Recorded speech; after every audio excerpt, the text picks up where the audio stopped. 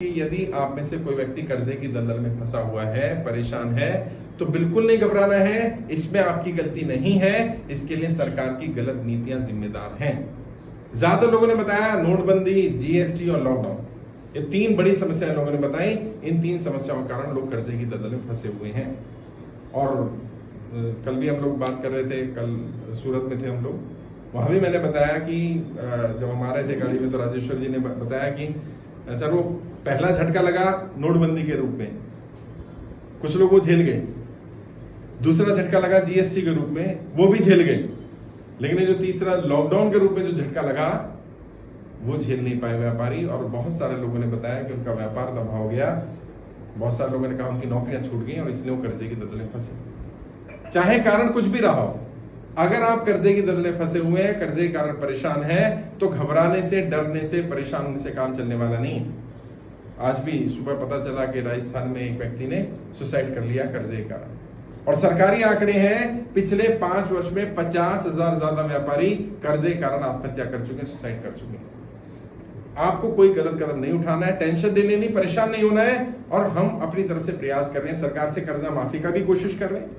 या तो सरकार कर्जा माफ कर दे, जिनका सरकार कर्जा माफ नहीं कर सकती उन्हें कम से कम 2 वर्ष का समय दे दे कि 2 वर्ष तक आपको कोई ईएमआई, कोई इंटरेस्ट, कोई पेनल्टी नहीं लगेगी और आप अपना काम करिए। और मैं मानता हूं कि 2 काम अगर हो जाए, या तो लोन माफ हो जाए या समय मिल जाए, तो दोनों ही स्थितियों में बहुत सारे लोगों की जान बचाई जा सकती है।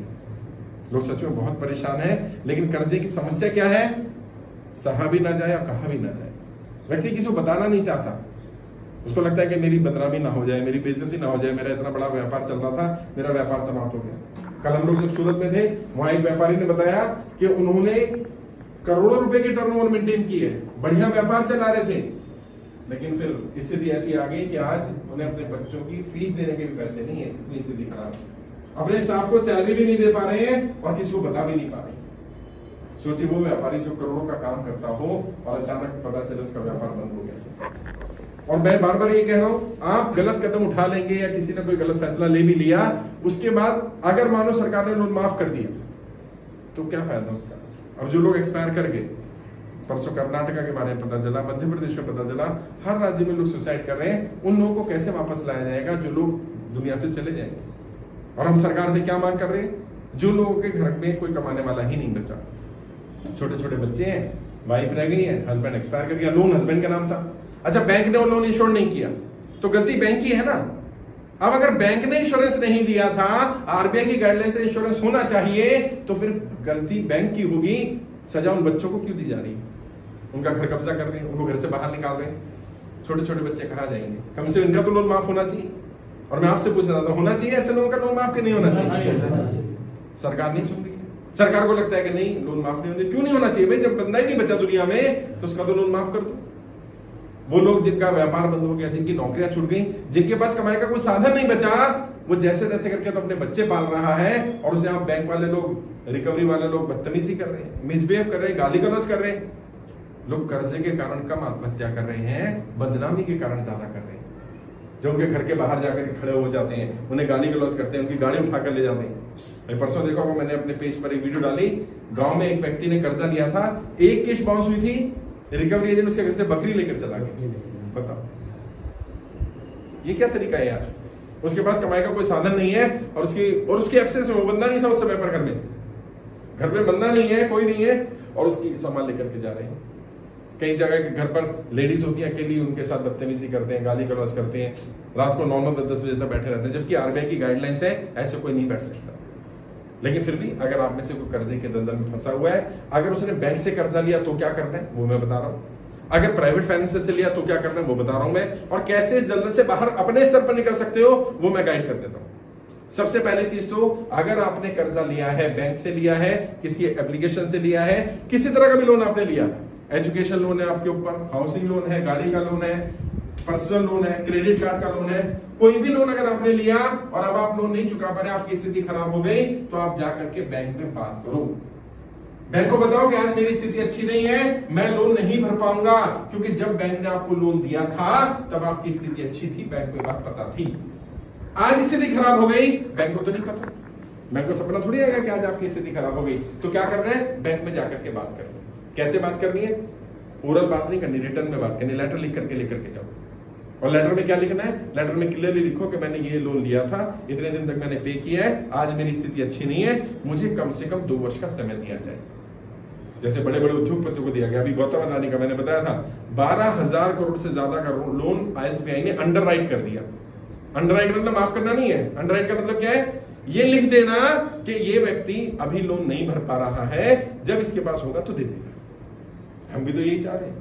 तो आप क्या करो, अपने लेटर में ये लाइन भी ऐड कर दो, जैसे गौतम अदानी जी का आपने 12,000 करोड़ रुपए का SBI ने अंडरराइट किया है, मेरा भी 1 लाख का 2 लाख का जितना भी आपका लोन है उसको अंडरराइट कर दिया जाए। और लेटर में क्लियरली लिखो कि 7 दिन में आप मुझे जवाब दे दे मेरे पत्र का।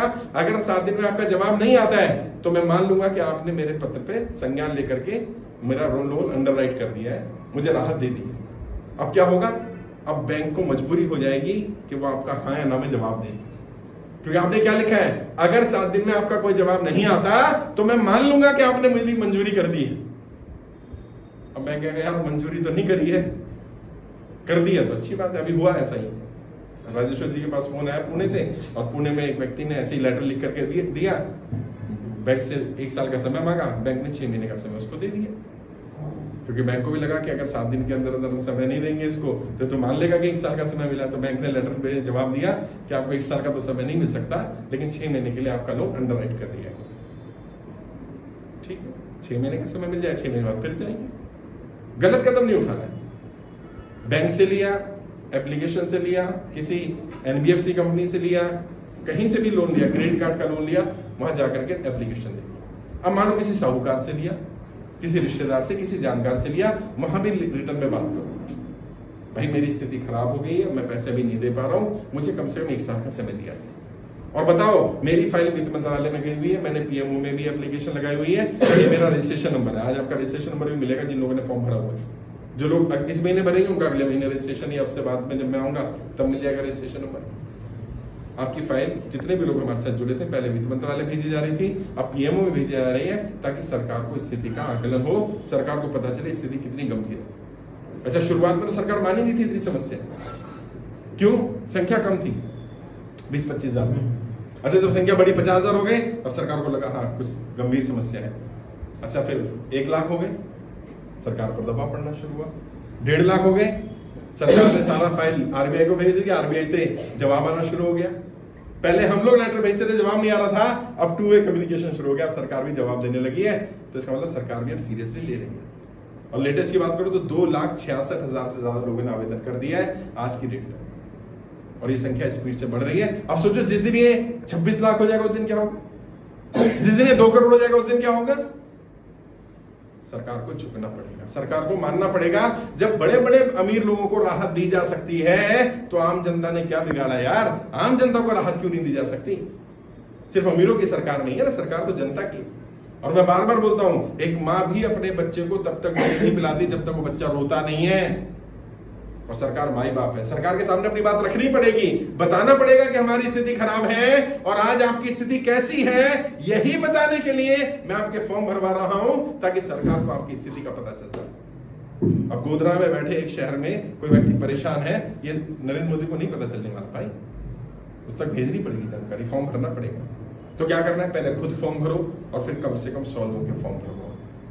सच में बहुत लोग बहुत परेशान है, लोग बाहर नहीं आना चाहते, बेइज्जती ना हो जाए, यार इसको पता चल जाएगा मेरे ऊपर कर्जा है, मेरी इज्जत खराब हो जाएगी। उसको बताओ भाई घबराना नहीं है, मैं अकेला नहीं हूं, बहुत लोग हैं, तो अकेला नहीं है, बहुत लोग हैं जो परेशान है, लाखों लोग हैं। इस शर्म से बाहर निकलना पड़ेगा, वरना जिस दिन आपका घर, आपकी गाड़ी, आपका सामान बैंक ले जाएगा तब तो सबको पता चल ही जाएगा ना यार। उस दिन का इंतजार क्यों करना? संगठन में शक्ति होती है, संगठित होकर के काम करेंगे। मैं एक घर नहीं जा सकता, मैं गोधरा आ गया, मैं तुम्हारे गांव नहीं जा सकता, तुम्हारे शहर नहीं जा सकता, जहां तुम रहते हो वहां नहीं जा सकता, तुम्हारे मोहल्ले में नहीं जा सकता, तुम जा सकते हो, वहां जाकर के बताओ। अब में से कई लोगों ने केंद्र खोला हुआ है, कर्जा मुक्ति केंद्र, निःशुल्क कर्जा मुक्ति केंद्र खोलो, मेरा बैनर आ जाएगा, बैनर लगा लो अपने यहाँ पर और लोगों को बताओ कर्जे के कारण अगर कोई परेशान है तो घबराना नहीं है, फॉर्म भरे। और अभियान पूरी तरह निःशुल्क है, 1 रुपया भी आपसे नहीं लिया जा रहा है, किसी से 1 रुपया भी नहीं लिया जाएगा। फॉर्म के नाम पर, रजिस्ट्रेशन के नाम पर, लोन माफी के नाम पर अगर कोई 1 रुपया भी मांगता है तुरंत पुलिस कंप्लेंट करो उसको। 1 रुपया नहीं ले रहे हम लोग, और मुझ पर कर्जा नहीं है, इन पर कर्जा नहीं है, मेरी टीम पर कर्जा नहीं है, हम लोग फिर भी जनता की कर्जा माफी के लिए प्रयास कर रहे हैं। और यहाँ भी बहुत सारे लोग हैं जिनके ऊपर कोई कर्जा नहीं है, लेकिन वो कह रहे नहीं सर आपकी लड़ाई अच्छी है, आपका मिशन अच्छा है, मैं आपका साथ दूंगा। अपने लिए तो यार जानवर भी जी लेते हैं, इंसान तो वो है ना जो दूसरों के लिए जिए, जो दूसरे के दर्द को कम करने की कोशिश करे, वही प्रयास मैं कर रहा हूँ। आज मैं आपके शहर में आया हूँ गोधरा में, एक एक व्यक्ति से मिलूंगा, पर्सनली बात करेंगे आपसे, आपकी समस्याओं को सुनेंगे। किसी को नोटिस आया है, नोटिस का जवाब कैसे देना है, बैंक से जो नोटिस आता है उसके बारे में समझो। 3 तरह के नोटिस होते हैं, एक बैंक से नोटिस आता है, एक वकील का नोटिस होता है, एक कोर्ट का नोटिस होता है। कैसे पता चले कौन सा नोटिस आया? जिस लेटर पे आया है उस पर लिखा होता है ऊपर। बैंक का नोटिस होगा तो बैंक का नाम लिखा होगा, HDFC बैंक, ICICI, जिस बैंक से भी आपने लोन लिया। अच्छा, उसके बाद अगर कोर्ट का नोटिस आया होगा तो उसमें न्यायालय लिखा होगा, कोर्ट लिखा होगा। वकील का नोटिस है तो एडवोकेट लिखा होगा। अब अगर मानो बैंक का नोटिस आया तो उसका जवाब आप खुद दे सकते हो जाकर, लेकिन रिटर्न में, फोन पर नहीं, क्योंकि बैंक नोटिस देता है, आप फोन पे बात करते रहते हो। जब बैंक कोर्ट में जाता है तो बैंक के पास बहुत सारे नोटिस होते हैं, आपके पास कुछ दिखाने के लिए नहीं होता। बैंक जब भी नोटिस दे जवाब दो।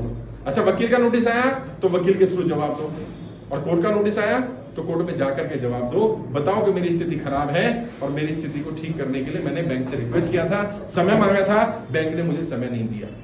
समय मांगना आपका अधिकार है, बैंक को आपको समय देना पड़ेगा। कितना? कम से कम 2 साल का समय बैंक आपको दे सकता है। हो सकता है इकट्ठा ना दे, 3 महीने का दे, फिर 3 महीने का दे, कोई बात नहीं। और सीधा बोलो, जैसे बड़े बड़े उद्योगपतियों का लोन अंडरराइट किया जाता है वैसे ही मेरा भी लोन अंडरराइट कर दो, मुझे भी राहत दे दो। मुझसे कोई दुश्मनी थोड़ी। उनका कितना किया है? 12,000 करोड़ से ज्यादा का। हमारा कितना लोन है? 10 लाख, 20 लाख, 5 लाख, 1 करोड़, 2 करोड़, 5 करोड़, इतना तो लोन है। उनके लिए हो सकता है तो हमारे लिए क्यों नहीं हो सकता? रूल है तो सबके लिए। फिर भी अगर बैंक नहीं मानता है, परेशान करता है, कोई दिक्कत आती है, हमारी टीम से संपर्क करो। गोधरा में नितेश जी हैं हमारे, राजेश्वर जी हैं, गुजरात के हमारे प्रभारी हैं, नितेश जी भी गुजरात के प्रभारी भी हैं हमारी पूरी टीम है गुजरात में। और हम कोशिश कर रहे हैं सबसे बात की जाए। जैसे कल हम सूरत में थे, अभी अब यहाँ आए, यहाँ से आगे जाने वाले हैं, अलग अलग जगह कार्यक्रम कर रहे हैं। गुजरात में मेरा दूसरा दौरा है, पहले भी आया था। अहमदाबाद में मैंने मुलाकात की थी, वडोदरा में मैंने मुलाकात की थी, पहले भी हम लोग सूरत गए थे, और भी अलग अलग जगह जाने वाले हैं हम लोग। कोशिश सिर्फ यही है, लोगों को बचाया जाए। और आप लोगों की दुआ से अभी हम 20,000 से ज्यादा लोगों को सुसाइड करने से, आत्महत्या करने से बचा चुके हैं। ये बहुत बड़ी अचीवमेंट है।